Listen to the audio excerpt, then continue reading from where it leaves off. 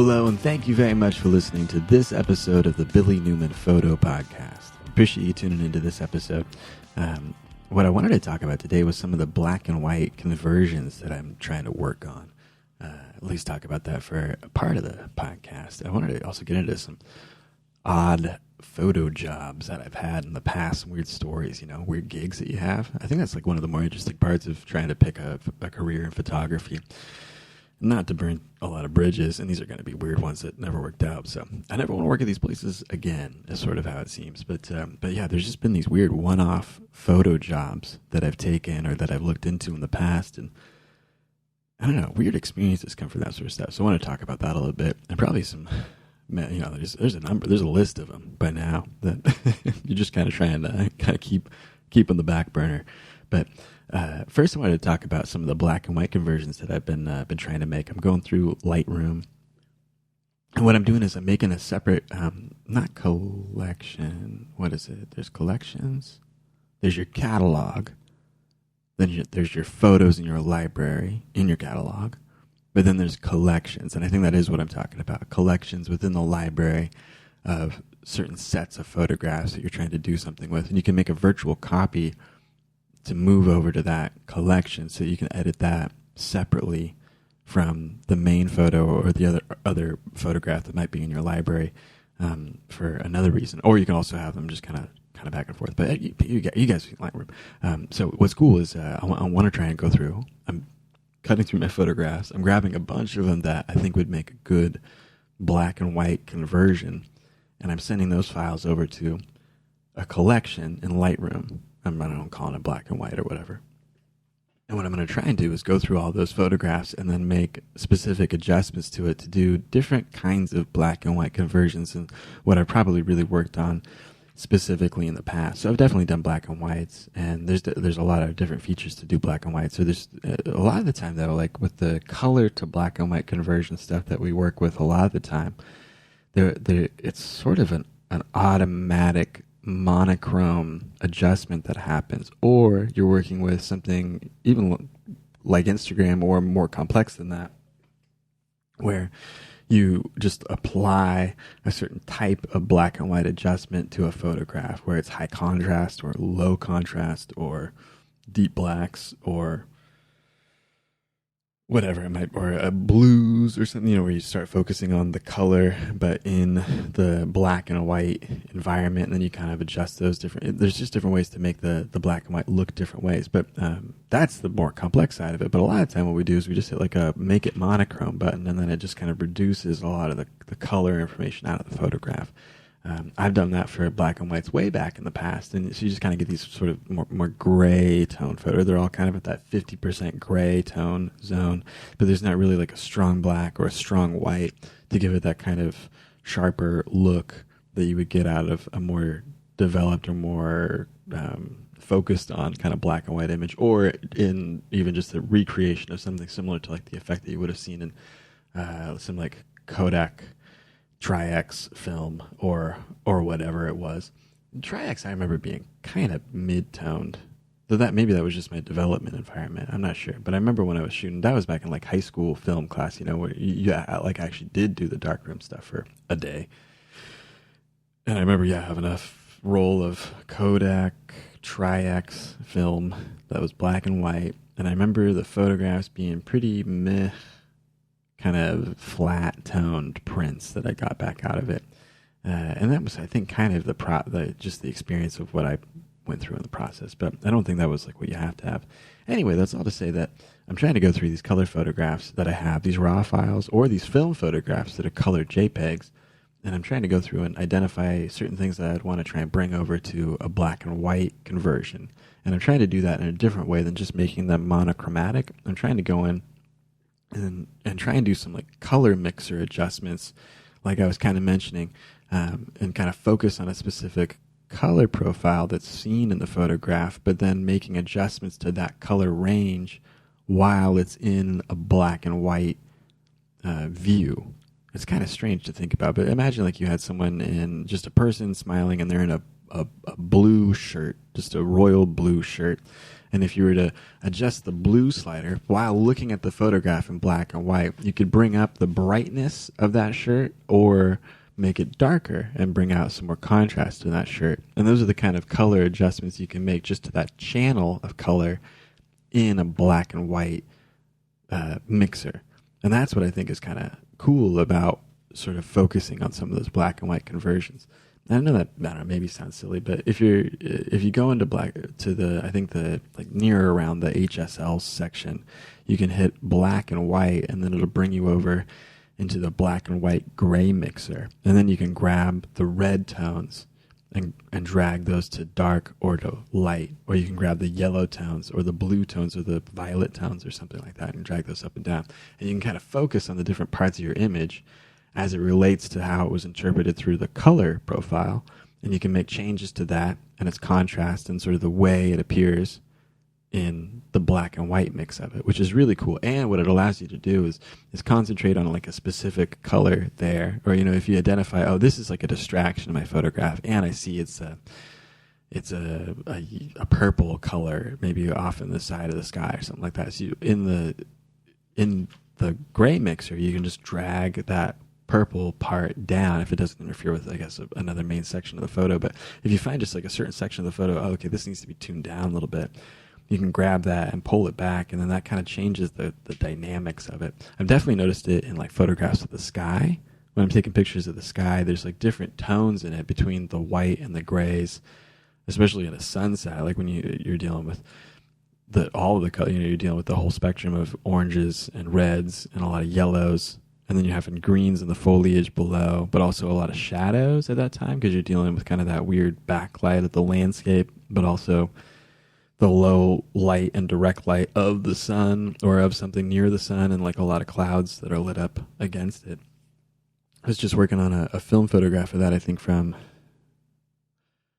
where was it? It was a recent trip. It was up on that mountain peak that I was talking about a couple podcasts back, but when I was up there and I was taking a photograph, there was this cool like cloud after sunset. I think the sun had gone down, and then the only thing that was really illuminated in the sky was this big, bright, kind of red to pink to orange to yellow cloud that had kind of stretched up in this wisp, sort of like a little filament, and it kind of stretched up in this wisp and then carried off to the southeast for like a third of the sky or something like that. Really cool, beautiful cloud formation and stuff. It's cool, and it's cool to see those pieces of light in the sky after the sun is set. But when I took some photographs of it and then kind of look at them in the mix, what you can do is it's beautiful as a color image, but it's also kind of interesting to sort of see some of the texture dynamics when you switch it over to black and white, which is what I've been kind of trying to check out.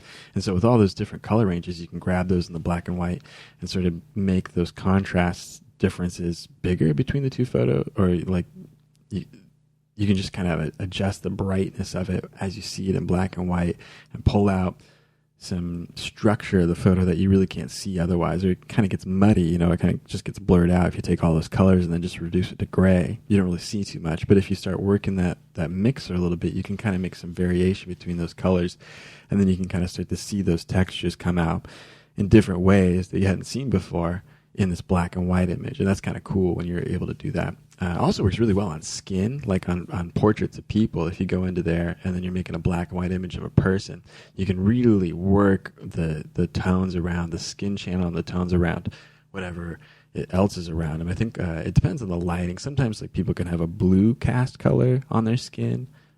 Some people can have, or definitely like a green cast color, and most often kind of an orange and red tone in the color.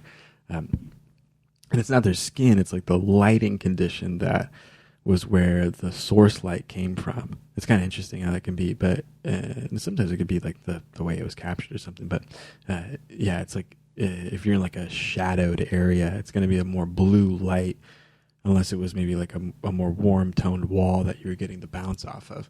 But if you're in like one of those more cool toned shaded environments, then it's going to be those cool tones that you focus on when you're trying to make adjustments to the colors in the face. But you can kind of notice that what I do is I kind of go in and grab whatever color I might think it to be that I want to make a mix on, and I'll try and drag it to a pretty extreme position first, just to see where it's getting affected, like what's being adjusted.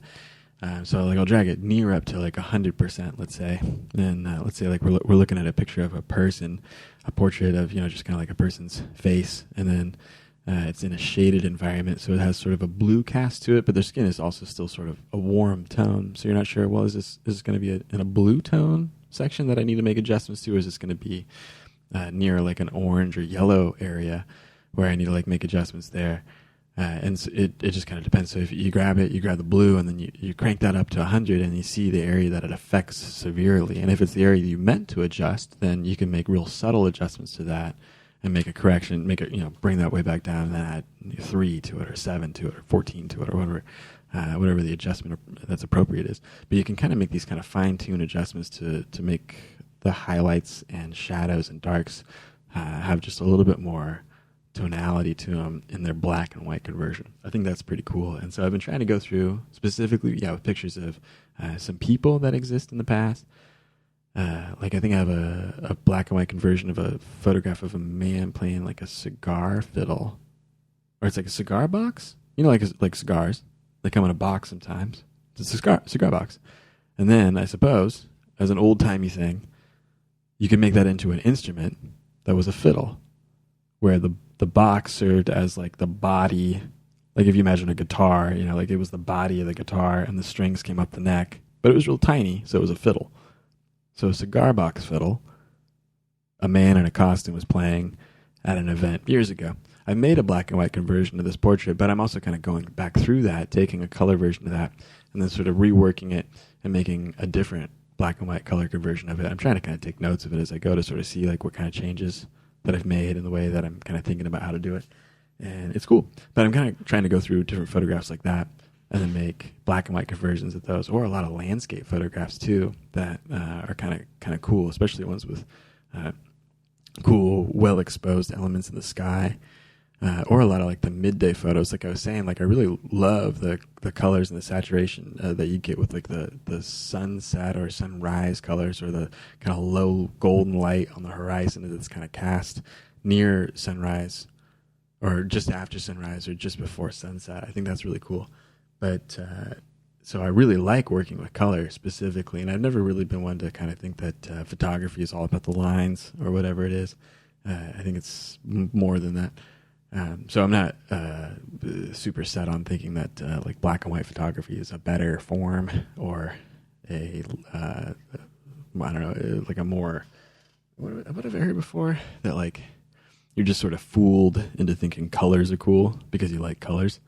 So you think like colors are cool, so sunsets are cool, but really lines are cool. That's what I hear photographers kind of try to teach sometimes, and sure.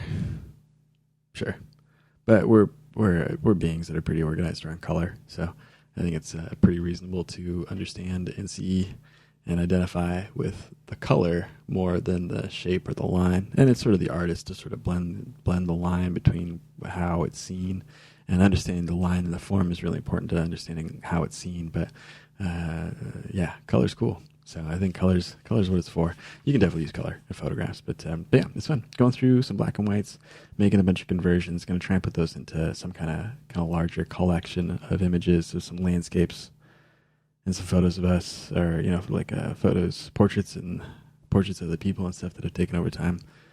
That would be a good black and white kind of collection together. It's kind of fun. Kind of going back through, doing different types of edits, makes you kind of think about the photos a little bit differently. So, yeah, it's been interesting. Most of the time, I'm just kind of going for like a sharper and kind of picked up color photograph of the same thing that I took a picture of. And a lot of the time, I'm not really even thinking about the black and white conversion that I should make out of it. Or, I'm not really thinking about a picture that I'm making in context of it being a better black and white photograph. So it might be kind of interesting to try that out, try and think about things as being captured in black and white, think about the form, the line, the shading, the kind of gray tone and stuff of it. So it's kind of cool to check out, but there's a lot you can kind of learn just from working on the photographs that you already have, and that's really a good way to do it too. Yeah, you work on those photographs, You can kind of see the changes that you're making to old stuff, and then you can kind of know a little bit about, well, what was it that really popped when I took it and made it a black and white. And you're really going to notice it's not like things of color that you thought were interesting. It's really like form and lines and sort of like compositional things. And that's what's really cool about that, is you can kind of look at the shape of the photograph, shape of the way you're using a frame when you're thinking about some black and white stuff more. Just because you want to make whatever's black and white, you want to make those lines seem interesting to look at. And you kind of think about that a little bit more when you're taking pictures in that format. But it can go both ways. And yeah, it's really cool. Just regular landscapes that are beautiful color photos, I think, are really interesting to kind of convert over to black and white, where you can like pull out those textures and clouds and sky shape or sky patterns above and landscape forms and stuff. It's really cool. So, black and white conversions, working on them still, working with that mixer, that X-Touch Behringer compact mixer. Pretty cool. Works really well with the gray mixer stuff. That's also kind of what inspired me to get into this section of it a little bit more, was being able to just work on like a mixer board like you would like an audio mixer. And like, oh, I'm going to grab the red channel, bring up the brightness in that, grab the blue channel, bring down the brightness of that, make a local adjustment with the mouse in the photograph like you normally would, then go back to the channels, make some adjustments, adjust the contrast, the texture. It's really cool. You can just kind of drop in and kind of physically make those operations. And you can also make a really extreme adjustment like I was talking about. You just like crank that slider all the way up, see the big change, up, no, that's no good, and then bring it back down to 2 or 4 or whatever, just a real subtle adjustment. So it's been cool. I've been appreciating getting to work on some black and whites. I wanted to talk a little bit about like photo work that I've done in the past, like photo jobs. When you're starting off as a photographer, it's kind of a weird industry or a weird kind of job to kind of go after, because you're not going to find a lot of like businesses that are hiring for that in a way that actually has like a lot of relevance. You know what I mean? There's a lot of like, and I've had these jobs too, and they're really pretty good employment for being in your 20s and stuff. It's fine, but like kind of working in like a marketing department or something like that, where you're doing some sort of media related element, but it's also I don't know, just sort of like a job. But for some of the just photography gigs that are out there that you do earlier on than that, where you're just kind of trying to pick up some work and trying to like grab at some stuff, it's kind of interesting. And like I've done a lot of those, and really even like that's just like more of what it is all the time, is where you're just operating your business, you're looking for work, you're trying to make contact with different people that might be clients. And if you're working for like commercial environments, it just kind of goes into different places all the time, where there's a lot of variety in things. And also, just as a photographer, you have to kind of pop into different things, where you're doing real estate, or you're doing weddings, or you're doing portraits of people, or you're out in the woods trying to capture, trying to get landscape stuff, or trying to get some kind of, I don't know, different kind of unique thing, or you're working down more commercially for someone just in sort of a routine way. So there's like a lot of different paths to it, and over time you kind of pop into like a bunch of different ones. But there's this one job I wanted to talk about. I remember I was thinking of it because it was this time in October, way back, that I think I'd walked into this job. But I was looking around, and I think it was on Craigslist. This is sort of what I mean. It's like you go into Craigslist, you go to gigs, you type in a search for photo, and you see what comes back, and then you send out your CV or your business information to those people. Say, hey, yeah, I can take a photo of that, I guess, for you for some price. Yeah, it's a good time. So I remember hearing back from a place that I had contacted that was a permaculture farm. Okay, and they needed someone to do media for them, or I think it was someone to like do some photographs and some video for them. And I think they wanted someone to be there for like a full-time kind of thing. And it was weird because like I remember when I got there, I went to this town. It was different than the one I was in. I went out, and it was like outside of town too. And then I go out there, and it's like I guess like a cult. It's not a cult, but like I think they think it's a commune. It's not a cult, but they were just like in a quinoa and stuff. But I remember it was weird. Yeah, it was like a permaculture farm. They wanted to have a bunch of like recruitment videos and stuff, and a bunch of photographs for their flyer. So I remember going there and like walking around this permaculture farm, like photographing like little chickens that were running around in the garden and stuff, and then talking to like these different people And so the next job, that was fine for the most part. I think they even still use some of those photographs and stuff. But I think the next one that I did was like a video interview section where I had to kind of do like a documentary style video interview with them, where it was just them that was videotaped, and they would kind of talk about, you know, I was like, so what's this farm about? And then they would talk about that, and they'd say like, oh, our vision for this farm is to whatever. And then they would, kind of put that on video and stuff. And so they would talk for a while, and I got those videos and stuff. But I remember like kind of looking at like their work and stuff. Like I guess they were supposed to set up a farm, permaculture. Permaculture is kind of weird. I think it's supposed to be like low impact agriculture. I think it's a little more than foraging. I think my understanding is that it's sort of like you're setting it up to be foraged, but also really, well, I don't know. There's people in forestry, people that have been doing projects in the outdoors forever that have been doing this kind of wilderness husbandry, where they're trying to like manage a piece of land to be the most developed, the most natural, but also the most productive that it could be. So I think it's been something that's been kind of going on for a while. I do understand there's differences in commercial farming or even like local organic farming, where you're doing a lot of kind of traditional agricultural processes or traditional gardening processes that are a little different than the ethics behind permaculture. But yeah, I think they were really into setting up these permaculture gardens. But when I was out there, I noticed they had no gardens, or they had nothing prepared. And then I remember looking at this other thing where they walked me around to like videotape these different sections of their beautiful establishments there, the grounds, and I think they were like really proud of this like pit that they had dug. They just like dug this hole, like a 3 foot by maybe 6 foot, or is a 3 foot deep hole that was maybe 6 foot wide by 2 foot wide or something like that. And they said that they'd been working on that all summer. Huh. All right. I don't know. It just seems like there's like 20 people there. Is that what you get done over a whole summer? And then they took me over to this other thing. That I think it was supposed to be like a gray water wash. It's there's systems that have existed for that for a long time, and it seems like people still put those in all the time. So it could have been a lot of, I don't know. It was very unfinished. The next thing that they did though, or the next place that they took me over to was like this cabin that they were building. It was supposed to be like a green insulated cabin. But it really was not. It was like, it's I don't know, it seemed like a crazy project. It was like none of them had like a background in doing construction stuff, but it just seemed like it was kind of this patchwork plywood shack that they were trying to put together. And I think they were like it was far enough along. What they were trying to do was put like a wire frame in, and then put hay and mud in the walls to act as like a strong insulation.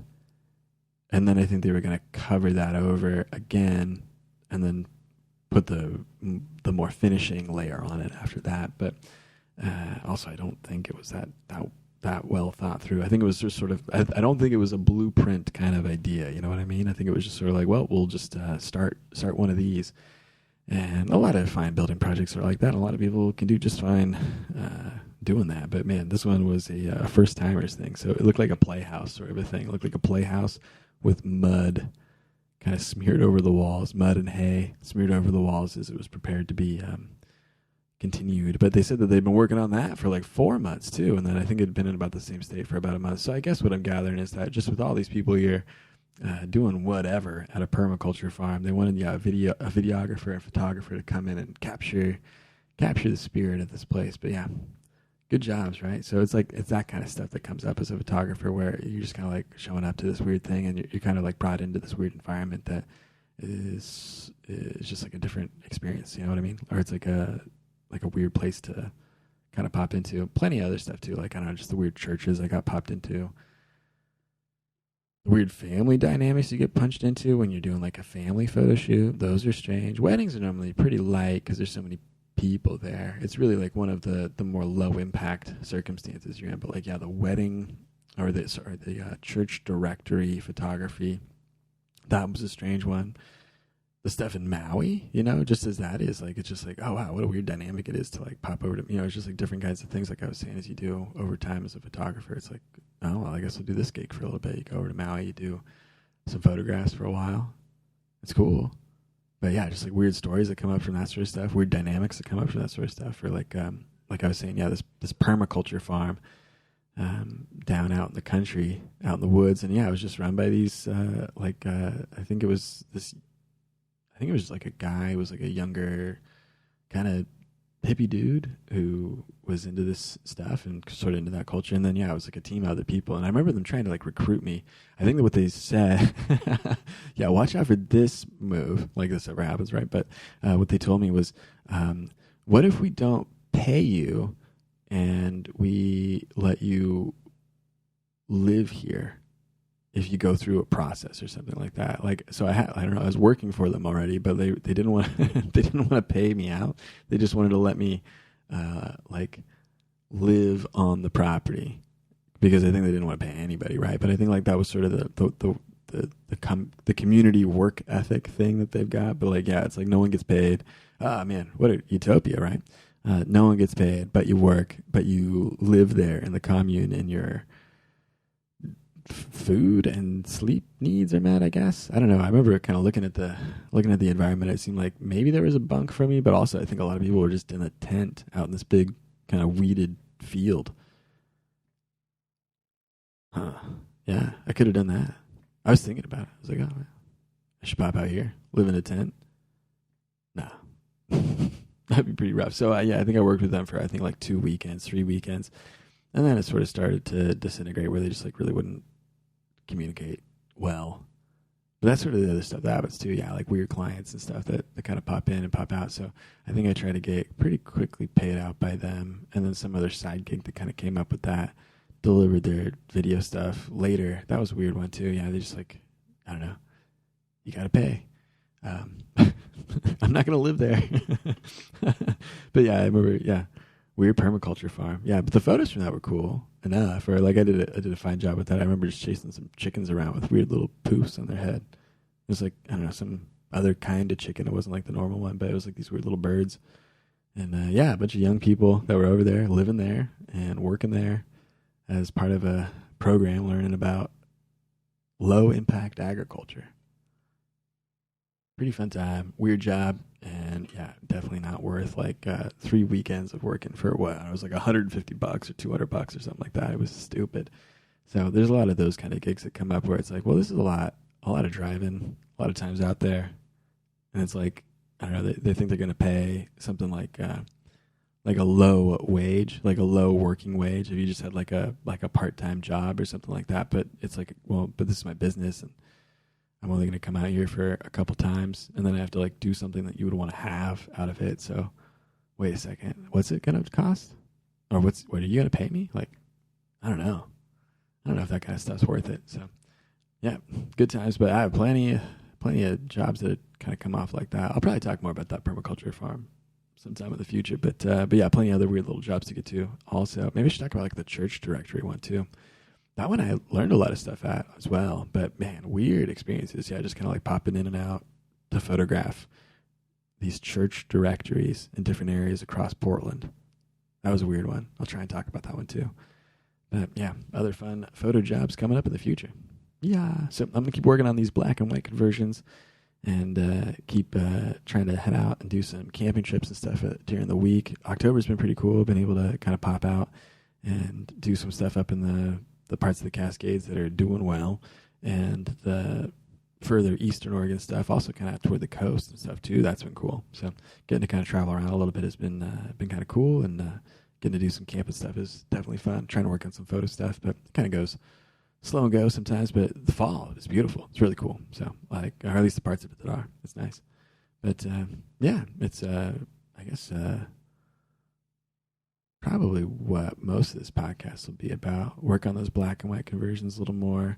I'm thinking that I want to try and put some prints together. And some of these are cool. Like I haven't really seen them like this before, so I want to try and go through those black and white photos, make some prints, and then maybe make a simple printed photo book of some of that stuff too. A lot of photo book stuff I want to try and do. That's kind of what I'm trying to go through these edits for, is to get some stuff that's more print ready so that I'm kind of like double checking the file size. That's a big one where, if I posted it online before and it was edited up in some certain way, the file size probably wasn't prepared for like a large print making process. And most of it's in Lightroom. Most of the changes to the photos are in Lightroom. So I'm trying to get a bunch of these prepped and ready to go so that I can print them in a large size, or print them in a photo book, or print them onto canvas or something. And then I'm kind of going through and making those finer adjustments to stuff that I want to see taken care of before I had a photograph solidified into a print. So it's kind of cool. I should talk about more of the printing stuff sometime coming up on a future podcast and stuff, but it's cool. So yeah, thanks a lot for listening to this episode of the Billy Newman Photo Podcast. You can see more of my work at billynewmanphoto.com.